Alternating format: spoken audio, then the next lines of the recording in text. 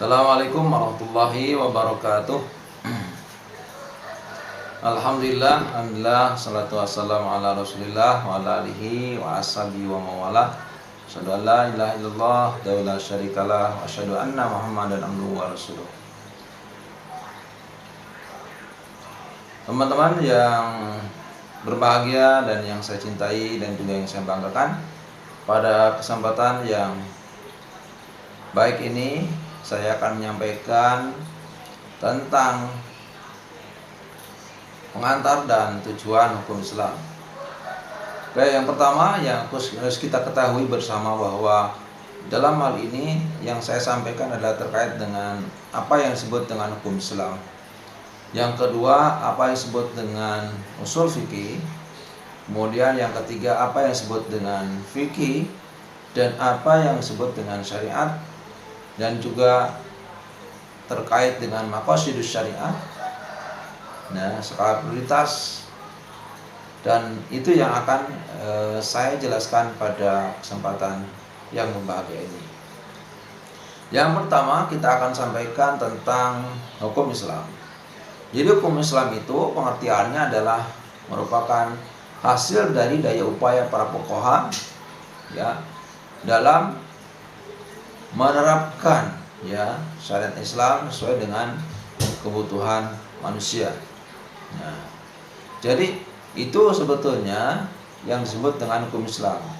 Sekali lagi bahwa hukum Islam itu adalah hasil dari daya upaya para fuqaha. Artinya para fuqaha ini adalah ahli fikih ya dalam menerapkan hukum Islam sesuai dengan kebutuhan manusia. Tentunya ketika maksudnya sesuai dengan kebutuhan manusia, ini berarti hukum Islam itu adalah sholihun likulli zamanin wa makanin, artinya berlaku bagi seluruh waktu dan tempat. Nah, tetapi bukan berarti hukum Islam itu ditarik untuk mengikuti zamannya, tidak. Tapi hukum Islam itu sudah kemudian respon apa yang kemudian terjadi pada masa-masa yang akan datang.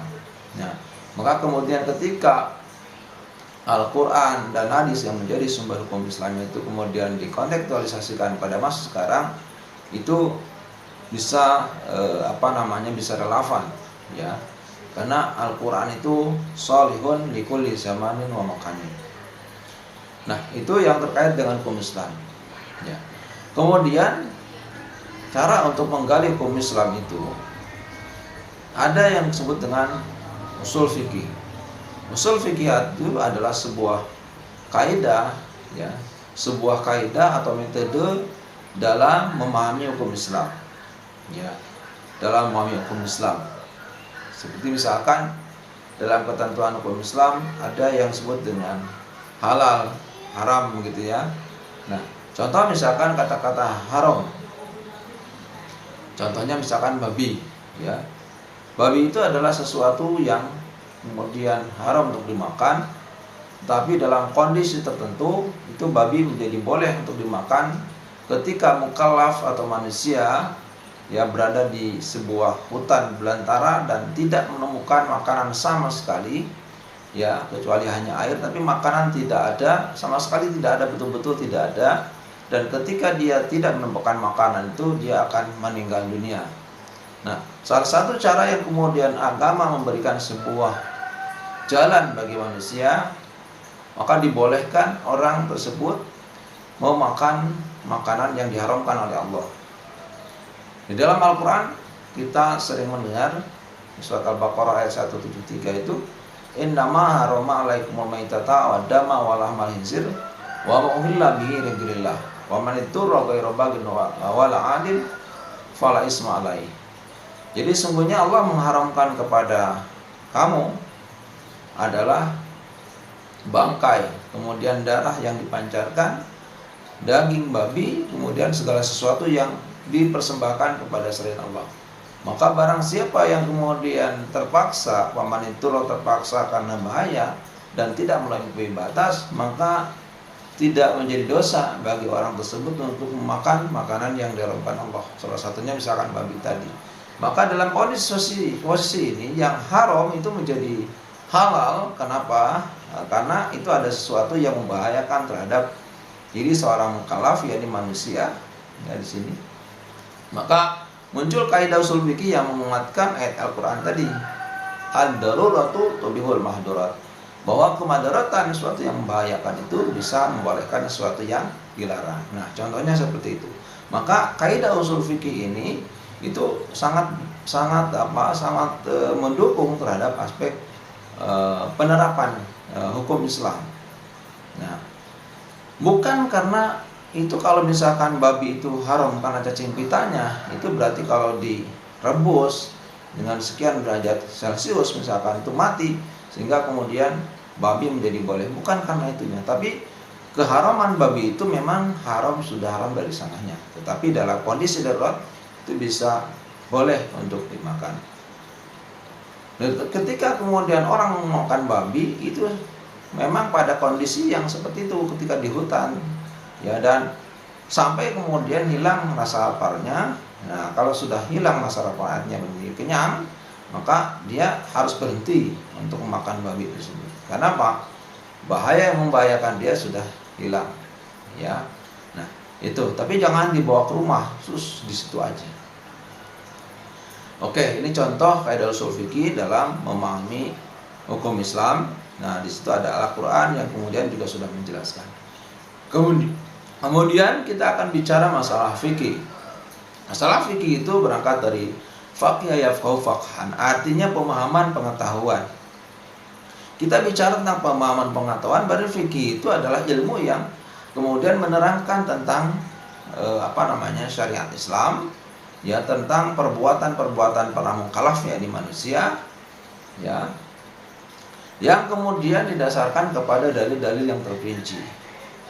Artinya bahwa fikih itu berarti kalau seperti itu bicara tentang pemahaman manusia terhadap syariat, bicara tentang pemahaman manusia terhadap Al-Quran dan hadis, yang kemudian dari hasil pemahaman itu melahirkanlah ya beberapa keputusan, beberapa fatwa yang kemudian didasarkan kepada Al-Quran dan Sunnah dan melahirkanlah ketetapan hukum.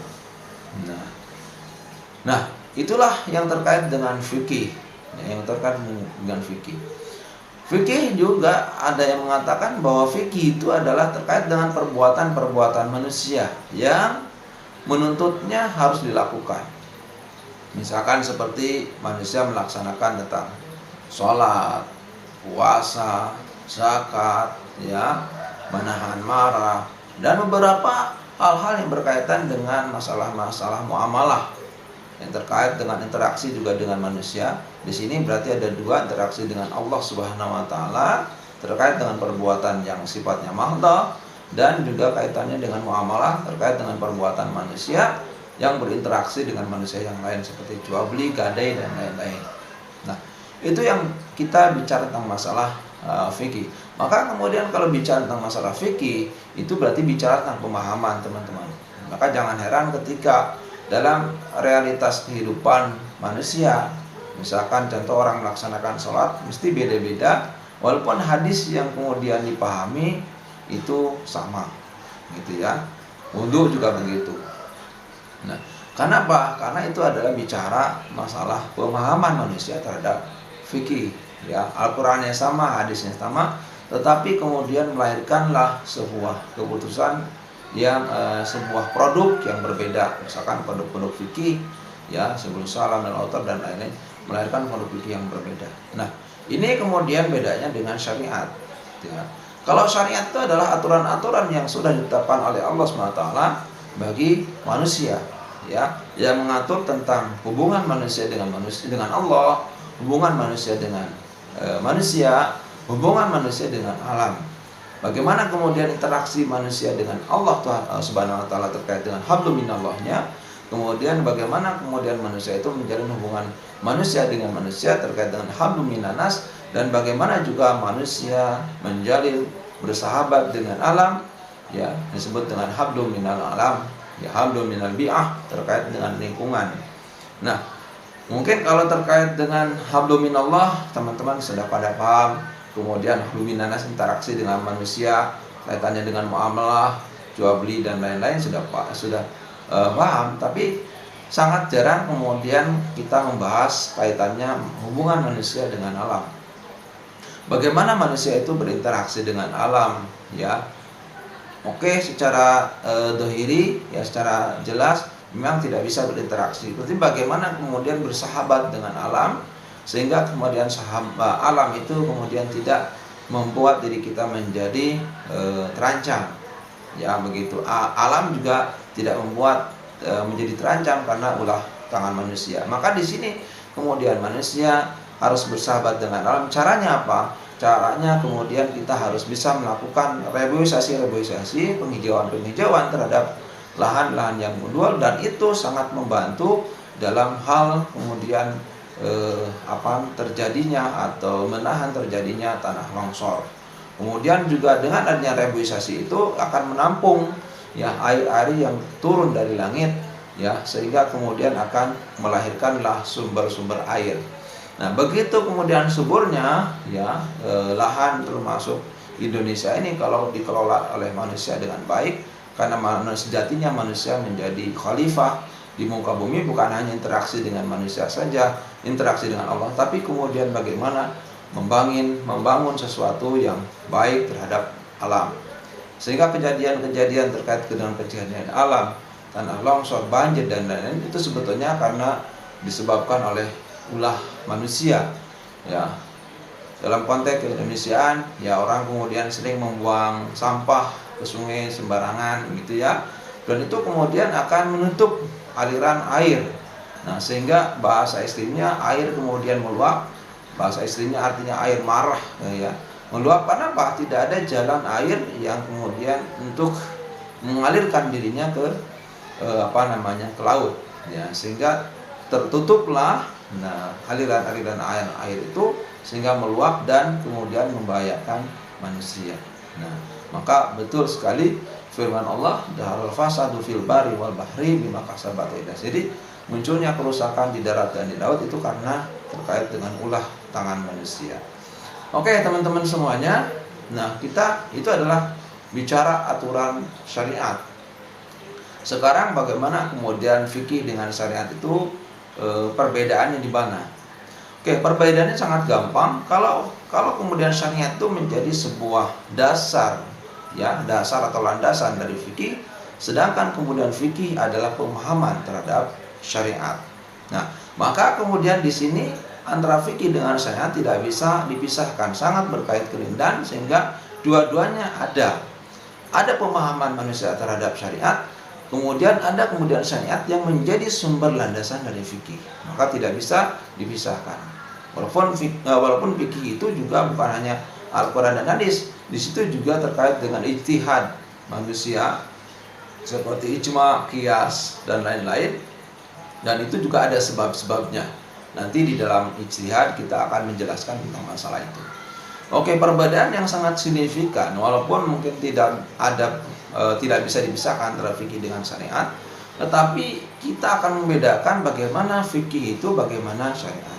Oke, syariat itu adalah bersumber dari Allah dan Rasulnya. Sedangkan fikih itu berasal dari pemahaman manusia. Maka yang saya katakan tadi, bicara masalah fikih itu bicara tentang pemahaman. Jadi jangan kemudian dijustifikasi, kemudian kalau ada orang melakukan salat beda dengan kita, ya biarkan saja, itu karena berangkat dari pemahamannya, begitu ya. Nah, tetapi kemudian kita diajak berdebat, diskusi, ya kita jelaskan apa yang menjadi pemahaman kita terhadap Al-Quran dan hadis. Tetapi kemudian ketika terjadi diskusi itu, ya jangan sampai menimbulkan suatu hal yang menjadikan kita menjadi renggang, misalkan antara saudara dengan saudara yang lainnya gara-gara perbedaan masalah sholat. Oke, itu yang pertama. Yang kedua, syariat itu adalah kebenarannya itu bersifat mutlak, absolut, ya. Kenapa? Karena bersumber dari Allah dan Rasulnya. Sedangkan fikih itu kebenarannya bersifat relatif dan juga dinamis. Kenapa? Karena pemahaman manusia tadi, sehingga dari waktu ke waktu, ya, itu mesti akan berubah, ya. Sedangkan syariat tidak bisa. Misalkan contoh halal, haram, makruh, mubah, perintah syariat, ya sudah, itu tidak akan berubah kecuali ada kondisi-kondisi yang terkait dengan perbuatan mukallaf. Oke, kemudian juga syariat itu hanya satu, sedangkan fikih itu lebih dari satu. Itu dibuktikan dengan adanya kitab-kitab fikih, ya. Nah, dengan adanya kitab-kitab fikih yang melahirkan perbedaan-perbedaan mazhab. Nah, ini adalah bedanya antara syariat dengan fikih. Selain itu juga syariat itu hanya merupakan satu kesatuan dalam Islam. Sedangkan fikih itu merupakan keragaman dalam Islam. Maka perbedaan pendapat itu ya keragaman pemahaman manusia terhadap syariat yang melahirkanlah pemahaman-pemahaman yang berbeda-beda. Nah, teman-teman yang saya cintai, yang saya banggakan, nah itu perbedaan fikih dengan syariat. Oke, bicara masalah syariat, kemudian bicara tentang maqasidus syariah. Oke, maqasidus syariah itu adalah mana-mana atau rahasia dan tujuan-tujuan yang sudah diletakkan oleh Allah Subhanahu wa taala, ya, terkait dengan hukum-hukumnya, sesuai dengan bidang-bidangnya. Nah, di sini adalah bahasa sederhananya maqasidus syariah itu adalah tujuan-tujuan syariat. Ya, ketika kemudian Allah menetapkan suatu hukum, mesti ada sesuatu yang dibalik itu. Nah, itu yang disebut dengan syariat. Tentunya menurut Asy-Syatibi bahwa maqasidus syariah itu adalah bertujuan untuk menghantarkan manusia kepada kebahagiaan, ya, baik di dunia maupun di akhirat. Oke, kita akan bicara tentang prinsip, ya, maqasidus syariah yang harus diperhatikan oleh kita. Yang pertama adalah ketika syariat ditetapkan, pertama adalah hifdzuddin, untuk menjaga agama. Bagaimana kemudian agama itu betul-betul harus dijaga oleh manusia terhadap eksistensinya, keberadaannya, sehingga kemudian manusia tetap utuh. Agama tetap utuh. Jangan sampai kemudian agama dihina, kemudian dicaci, kemudian juga dinistakan, maka itu sangat berdosa sekali. Maka sebagai bentuk ancaman dari Allah SWT, Allah melarang orang melakukan penistaan terhadap agama, terutama kemudian melecehkan Al-Quran dan juga menghina Nabi Muhammad SAW. Itulah terkait dengan hifdzuddin.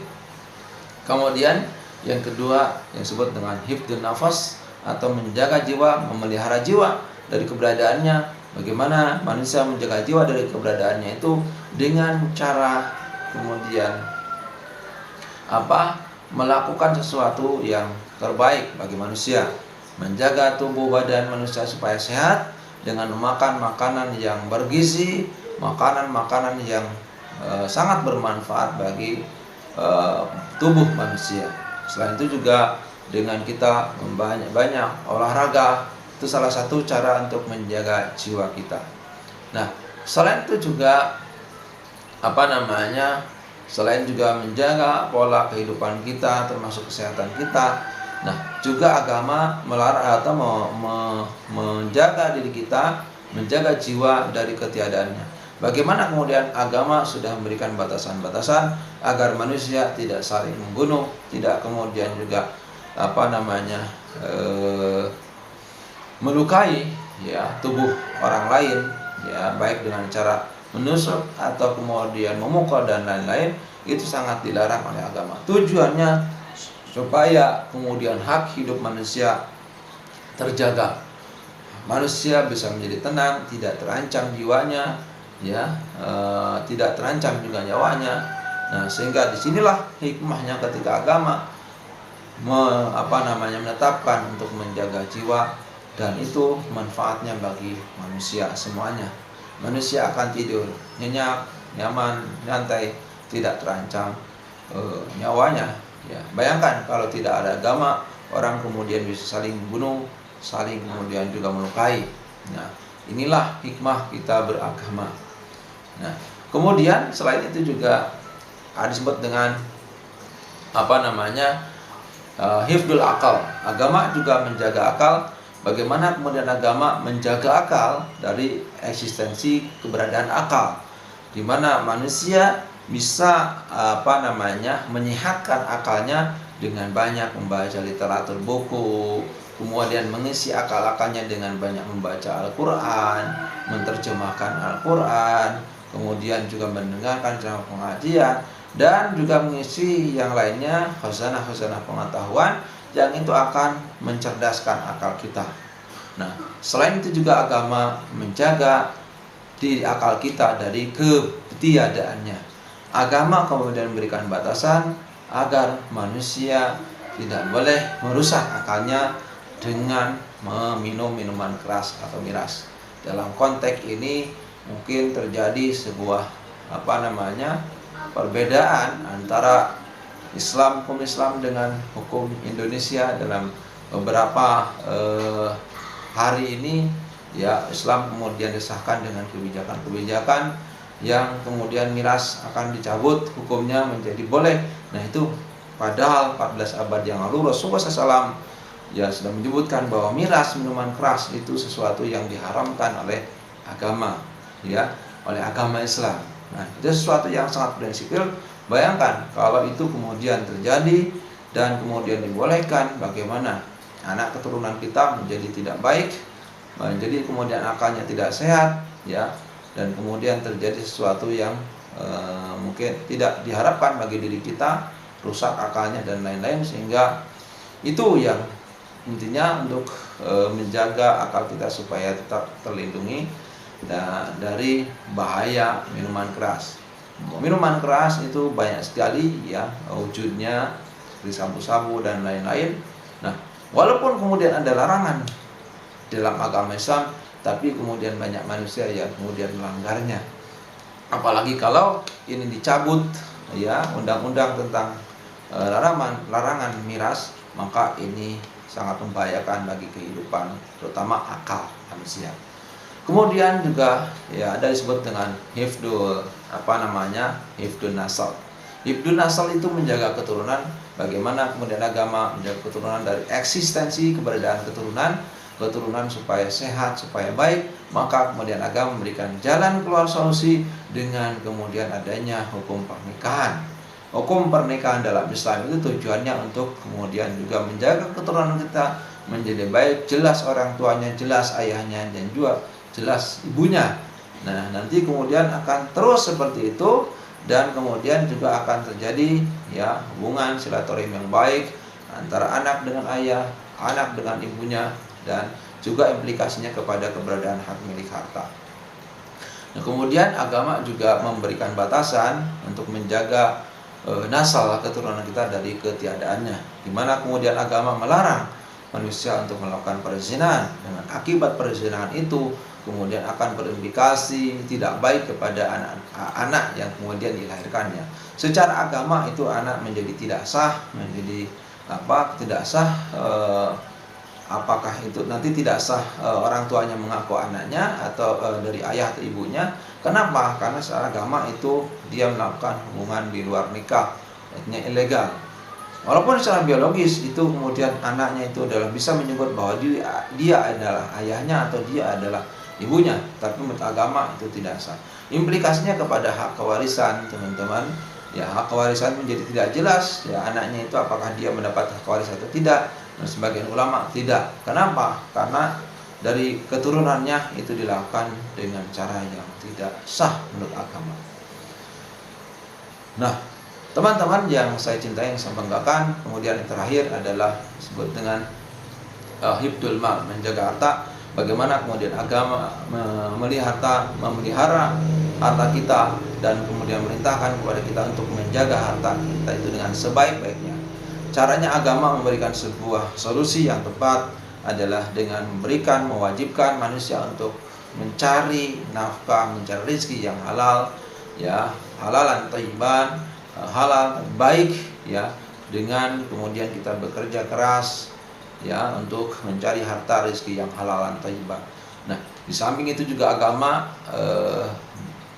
untuk menjaga harta dari juga dari kebersihan harta, maka kemudian agama juga melarang manusia untuk melakukan pekerjaan-pekerjaan yang diharamkan oleh Allah SWT, karena itu akan berindikasi kepada harta yang kemudian kita miliki. Nah, sehingga agama melarang orang korupsi, agama melarang manusia untuk melakukan pencurian, perampokan dan lain-lain. Karena apa? Itu adalah akan mengotori harta yang kita miliki. Nah, sehingga kemudian harta kita menjadi tidak bersih dari barang-barang yang haram. Oke, teman-teman yang dirahmati oleh Allah SWT, yang terakhir ada skala prioritas yang harus kita dahulukan. Yang pertama adalah kebutuhan-kebutuhan yang kemudian kita lakukan adalah kebutuhan sekunder, kebutuhan primer. Kebutuhan primer terkait dengan sesuatu yang harus dilakukan oleh manusia, terkait dengan tadi menjaga agama, menjaga jiwa, menjaga akal, menjaga keturunan, dan juga menjaga harta. Ada juga kemudian skala prioritas yang kedua yang juga tidak kalah pentingnya setelah terpenuhi kebutuhan primer, maka yang kedua adalah kebutuhan sekunder. Kebutuhan sekunder itu adalah kebutuhan manusia yang kemudian harus ada dan itu akan menghilangkan kesulitan terhadap manusia. Seperti manusia membutuhkan adanya rumah, kemudian manusia membutuhkan gedung untuk kemudian tempat pembelajaran, karena dengan adanya itu akan mendukung terhadap kegiatan belajar mengajar. Nah, itu juga terkait dengan kebutuhan-kebutuhan yang sifatnya sekunder. Kita juga perlu misalkan mobil. Nah, maka kemudian manusia bisa menyewa mobil itu ya untuk kebutuhan manusia, dan itu kalau itu sesuatu yang mendesak dan itu insya Allah itu akan menghilangkan kesulitan bagi kita. Misalkan seperti itu kebutuhan sekunder. Nah, kebutuhan yang terakhir adalah kebutuhan primer, kebutuhan tertier atau sebenarnya murah tahsiniyah. Maka kebutuhan tertier itu merupakan suatu kebutuhan pelengkap terhadap kebutuhan manusia. Seperti manusia adalah membutuhkan kebersihan badan, maka kebersihan badan perlu kemudian membutuhkan sabun. Ya, walaupun sebetulnya itu tidak dengan sabun saja nggak masalah, tapi kan bau gitu ya. Nah, kemudian juga manusia juga membutuhkan pakaian untuk menutupi aurat. Nah, dengan keberadaan pakaian itu menjadi wajib ya manusia untuk memakai aksesoris pakaian yang baik yang menutup aurat. Nah, itu tertier mendukung, tapi itu juga harus ada gitu ya. Sabun juga untuk membersihkan badan, pakaian itu juga harus ada. Nah, dan kebutuhan-kebutuhan pelengkap lainnya yang itu akan membantu manusia dalam menyelesaikan kesulitan-kesulitannya. Terima kasih teman-teman atas segala partisipasinya dan juga mungkin sudah mendengarkan pada kesempatan yang baik ini, dan mudah-mudahan ada manfaatnya. Assalamualaikum warahmatullahi wabarakatuh.